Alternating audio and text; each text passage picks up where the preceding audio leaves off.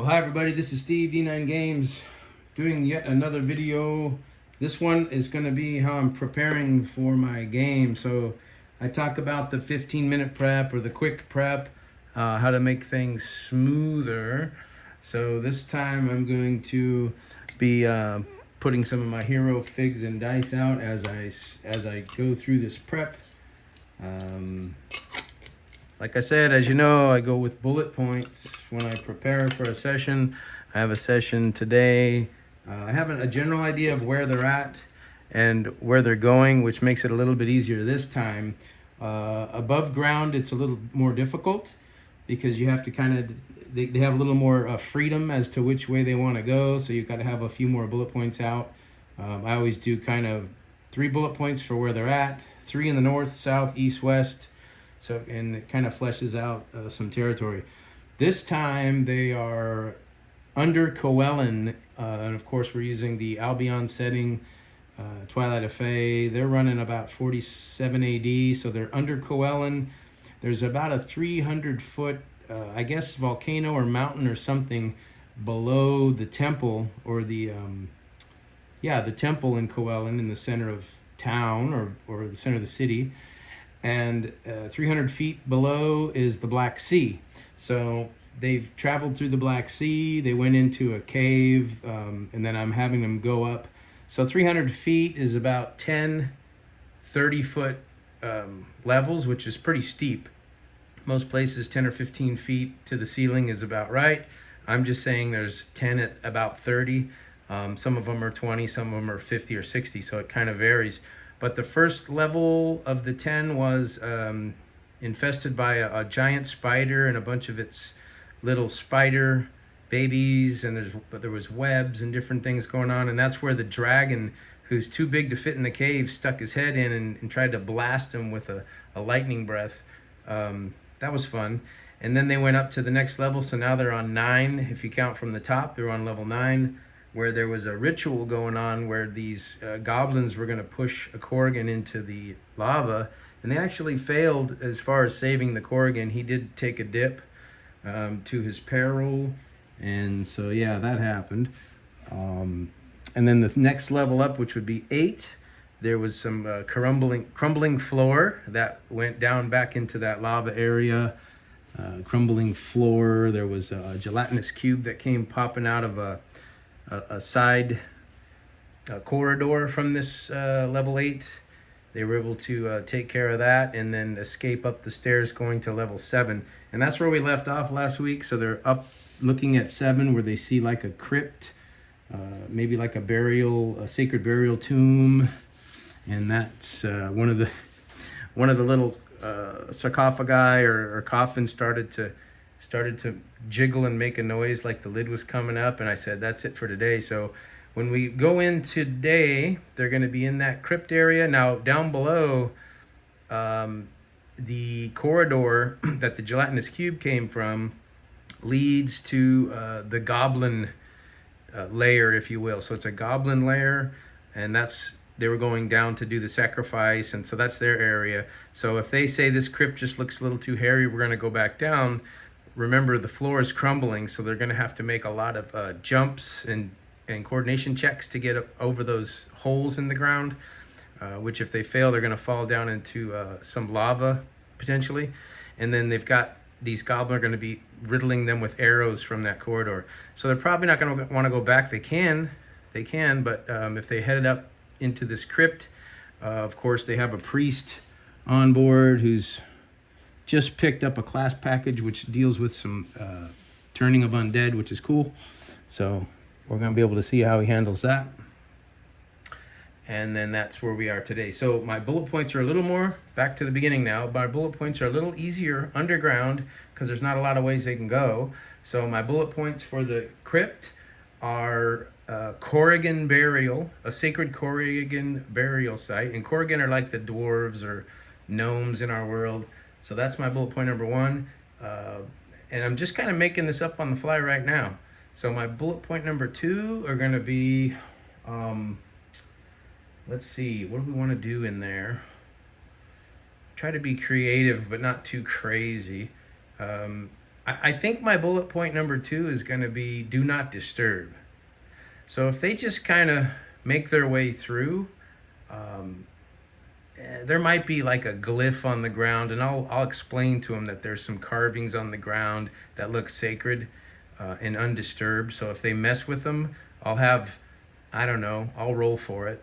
It's anywhere between 2 and 18. I'll have these undeads pop out of the crypts and just surround them and attack them. Of course, the cleric or priest would be able to do some turn undead, and then he could turn some or most of them or whatever, but they'll still have a battle on their hands. So bullet point number 2 is do not disturb. And then bullet point number 3, inside the crypts, there's going to be some pretty nice loot, because it's a tradition of the Coel Corrigan to bury their dead with some of the gems that they recently discovered. You know, the Corrigan are miners. This is kind of the dwarven trope, really, but they get buried with some family heirlooms, like some necklaces. Maybe their beards are braided or whatever the case may be, with a bunch of different jewels. So there's going to be a lot of loot in these crypts. But remember, some of them are bleeding out. They just dealt with a battle on the sand with this stone golem thing, and then this dragon was chasing them around. They got through the spiders, the ritual, the gelatinous cube. So I think they need an off season, at least a long rest. So if they want to just kind of bypass this tomb, that will be a possibility if they don't step or aggravate the glyphs or the ruins on the floor. So that'd be level 10, 9, 8. This is level 7. Now, my Tuesday night group they ran through the same area, but I had them go below. They went below the temple, the church, I guess you would, if you will. And below the church there was a room. They got kind of barricaded in by some ogres that are working with the goblin. Now the goblin have taken over Coelen, because the battle of the Romans in the Corrigan was pretty bloody and just wiped out the whole place. So anyway, not to get on too many tangents here, but they'll be coming up level 7, and by about level 6 coming up for my Wednesday group today, it's going to be what I'm thinking is the Dragon's Lair. So the Dragon's Lair is going to be like level 5 and 6 combined. The roof's going to be like 60 feet high, which is tremendous. And it's going to not just be going up this one spire, but it'll go across and then under where the temple was. So where my other group came down 10, 9, I think they got 8, maybe 7. They never did get to the Dragon's Lair. That was 5, 6 is the Dragon's Lair. So it's going to almost be something like, let me draw it real quick on my pad here. So it's going to be something like this. They're level 10, 9, 8, 7, and then 6, 5 is the bigger level, and then 4, 3, 2, 1. So kind of like, this is terrible, but kind of like this, where this is where the cave was, and then the ritual, the collapsing floor and the gelatinous cube, and this is where the crypt is. And then this bigger area is the Dragon's Lair. It's going to be humongous this way. And then above the Dragon's Lair is the Minotaur maze, and then the places underneath the temple. So that's how I can kind of make it zigzag its way over there. Of course, you know I always do my battle pad, so I actually put this together with my players: Fangol, Fergus, Wallen, Lester, Smith, and Fazuli, and then how much pop they earned today. So that's my prep for that. So now the bullet points I have for the crypt are, like I said, Corrigan burial site, do not disturb, and a lot of loot. Those are my 3 bullet points. And then I just let it play out, and then let the players kind of steer and guide the scenario. The next area above, if they keep going on, and I do have bullet points for below if they try to retreat, like I said, more collapsing floor, goblin archers shooting arrows at them, and then I would say the lava is not rising anymore, but it's definitely taken over the second level. So going up to the Dragon's Lair for 3 bullet points, and then pretty much wrap this up, because I don't think they're going to get even past the Dragon's Lair. They might skirt past the tomb and the Dragon's Lair, and then get their way back over to like where there's a prison, and that's the Minotaur maze in the prison. That's where some I'd say there's still some live Corrigan over there that are in prison by the goblins. And then of course they're going to be coming coming up and potentially to the outside of this underground mountain, and they can come up through the graveyard up on the top level if that's where they go. So the 3 bullet points for the Dragon's Lair, I'm gonna say sleeping dragon, and that will be the male dragon, and the one that chased them around on the beach was the mama. So the male dragon's sleeping. The mama was tending to the dead baby dragons that the player characters killed that were on the beach, so she's tending to them. So tremendous danger would be that. And then again, Dragon's Lair, 2 dragons. The mama's tending to the dead dragons. I'm just gonna say it's deadly. They're not gonna be able to survive this. They can try, but I think if they do some sneaky stuff and then find their way out to the outside of this underground mountain, that will be my next bullet point. Is just absolute deadly. The mama's tending to the babies, the dad's sleeping, and if they get their way out to the outside of this cave, they can traverse a underground windy cliffside climb all the way up to that graveyard. So if they do get past the Dragon's Lair and they penetrate across, like I showed, from left to right over to the other side under the temple, the next level is where the prison, the Corrigan prisoners are. So it depends. They're either going to walk by the prisoners and try to get back up top, or they're going to go through the Dragon's Lair somehow, and I don't know how they're going to do it, to get to the Corrigan prisoners. And then that will be like some serious pop, because they're rescuing prisoners, they're getting by dragons, and so that's where they're at now. These guys are like level 5, 6. Our game pretty much goes from 0 to 10, and I guess you can go further, 11, 12, but usually by then we kind of wrap it up.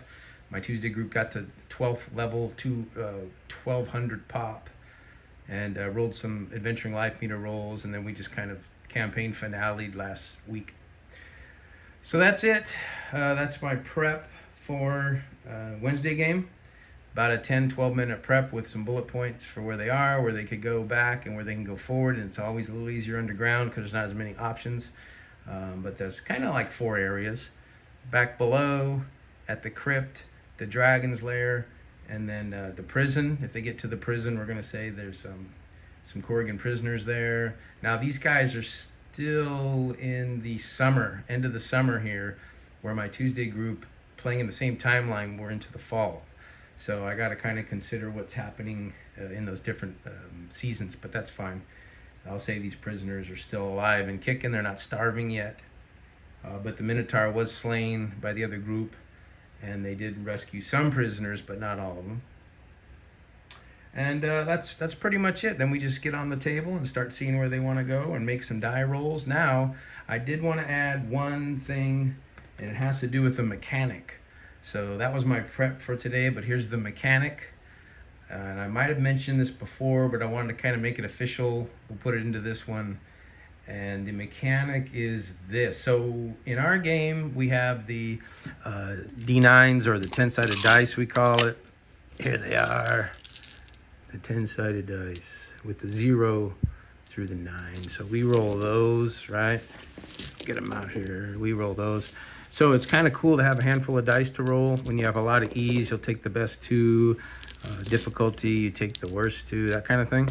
So we want our players, and the name of the game for us, we play Enlightened, is to enlighten. So double 9, you get to go to the next off season and ice this talent. You get an enlightenment, you get a talent. So I guess my point being with this new mechanic is we want our players to roll as much as possible. Now some games, I'm looking at some old D&D 0, AD&D, Beck Me, old school, Renaissance, all that stuff, where you hear a lot of people talk about you don't always need to roll, and I totally agree, especially if it's a 20-sided dice and it's kind of swingy with you could roll a 0 just as often as a 20 kind of thing.